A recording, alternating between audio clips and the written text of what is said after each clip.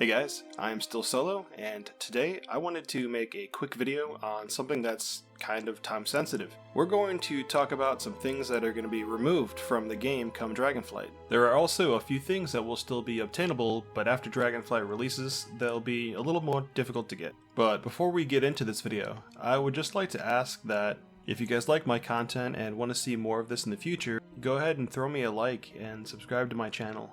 So with that, let's get into the video. Alright, so let's start off with some things that are going to be going away the earliest. These are things that are actually going to be gone during the pre-patch, which we still don't know the exact date on, but what we do know is that at the very least, Dragonflight will be coming out on December 31st, as Blizzard did say that it's going to be coming out in December, but they just didn't exactly say which day, so I would say it's safe to assume that it will be the 31st. Now, with pre-patches, they usually come out a month before the expansion launch, so in theory, you have a little over a month right now to get things done. Alright, so what's going to be going away in the pre-patch? Well, the Restoration Deathwalker mount is going to be gone. That's the Mythic Plus mount that you get for reaching 2000 or higher rating in Mythic Plus. So if you do want to get this cool looking mount, I suggest you start pushing keys. I think this one is actually not that hard to get, unless you're a solo player and you're playing some kind of off-meta DPS like Feral Druid, but here's a quick tip though. Stop trying to get into groups and just start your own groups and push your own key. That way you can build the group however you want, and another helpful tip I would say is play a tank, because you'll always have groups as a tank. And I know sometimes people think tanking is super intimidating, but I'm telling you, like once you get the routes down, it's super easy, and all you have to do is just stay alive and do the pulls, and you'll get there in no time. So the next Mythic Plus thing that's going to be getting taken away after the pre-patch goes live is the teleports for the dungeons. More specifically, the ones for Grimrail Depot, Iron Docks, Mechagon, Karazhan, and Tazavesh. Now, to get these portals, you need to time them all on plus 20s or higher. And I would argue that this one really isn't that important, but having teleports to the old dungeons can be kind of handy if you want a quick way to teleport around the world for various reasons. Maybe you want to go down to Stranglethorn Vale on Sunday to do the fishing tourney. Well, having a teleport to Karazhan would be really helpful and kind of a shortcut to get there. Alright, and then secondly, the hardest ones I think that are going to be going away with the pre-patch are the PvP related ones. This is the Eternal Gladiator's Soul Eater mount and the title. To get these, you need to win 50 games in 3v3 at the elite rank to earn these rewards. And the next one is the Weapon Illusion Eternal Flux, and this is going to be going away. Basically, all you need is to reach a PvP rating of 2100, and I think this illusion is actually kind of cool. It's super like minimalistic, but I don't know, I just like it.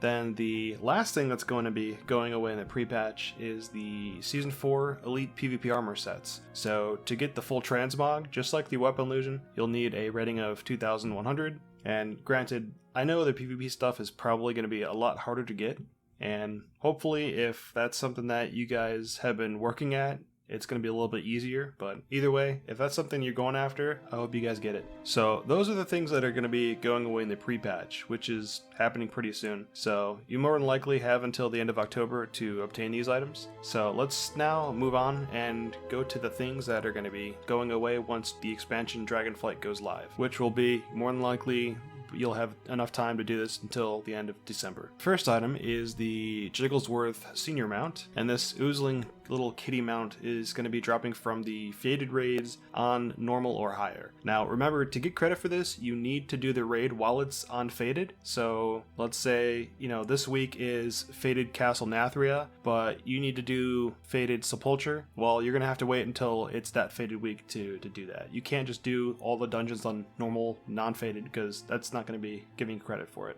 Then the title Hero of Fate is obtained by doing the Faded Raids on Heroic. So again, you need to do them all on Heroic mode, Faded Raids only. And then to get the portals for the raids, same thing, you gotta do the raids that are Faded, and you need to do those on Mythic difficulty. So then there's another mount, the Carnized Zareth Steed mount, that cool golden mechanized crab mount.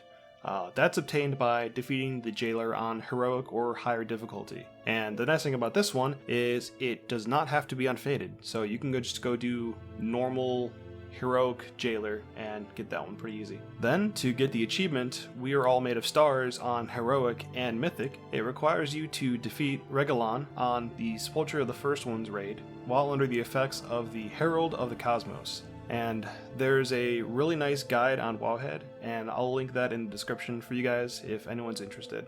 And now we'll move on to things that are still going to be attainable, but they're going to be a lot harder once Dragonflight goes live. Now keep in mind, once the pre-patch goes live, all the Shadowland raids will actually become raided for the rest of the expansion. So basically that last month, you're going to have 4 lockouts of all the raids being faded. And this also means that the drop chances for the Vengeance Reigns from defeating Mythic Sylvanas and the Cipher of the Zereth Overseer mounts that are obtained from defeating Mythic Jailer are going to be having a huge drop chance decrease. Unlike the things that are going to be going away during the pre-patch and the actual live date of the expansion, these are still going to be things that are going to be able to do at the end of the day. They're just going to be a lot harder. So you still have time to do all those things if you're motivated enough to do them. I would argue that the PvP related items are probably going to be the most difficult. Anyways, I just wanted to put out a quick video to remind everyone who's either returning to the game after a long break or they're just playing the game for the first time that these are time sensitive things that you'll want to do now, otherwise you're gonna, risk out of having no chance of getting them ever again. Unless Blizzard decides to do some kind of weird, promotion or whatever, but I doubt they're going to do that. But anyways, guys, thanks so much for checking out my video, and I will see you in the next one.